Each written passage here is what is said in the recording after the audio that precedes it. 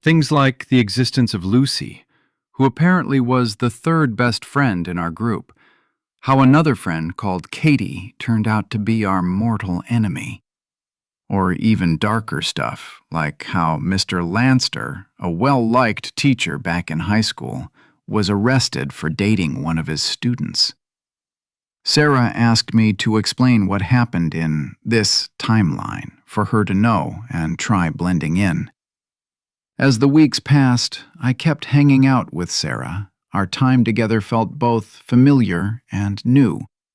Her sudden change in tastes aligned with mine a lot more, so I felt a little guilty about the fact I was enjoying my new relationship with her more than the previous one. But then, things took a turn for the worse.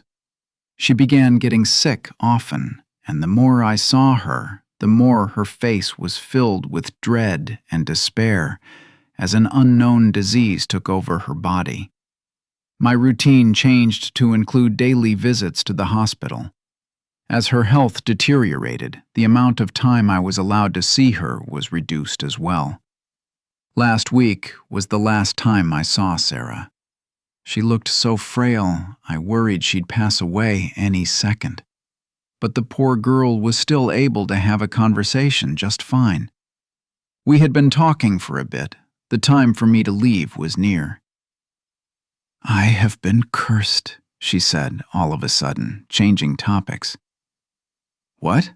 I asked, taken aback by the sudden declaration. "I've found out the truth.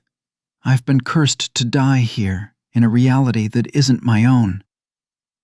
I never fully believed Sarah's story, but a part of me wanted to believe it was true. Gently, I began asking questions of my own. "How did you come to that conclusion?" "Yesterday, an old man came to visit. He had a kind look, and I think he was pitying me." "An old man? One you didn't know?" "Yeah, he told me he knew about my situation, offered to help me, said I was cursed by someone back in my original reality, that this one can't sustain my form." As she told me this, she looked down at the white bedsheets covering her lower body. For some reason, she refused to meet my gaze. "That's suspicious. Have you told other people about what happened?" "Only you, so it's weird, right?"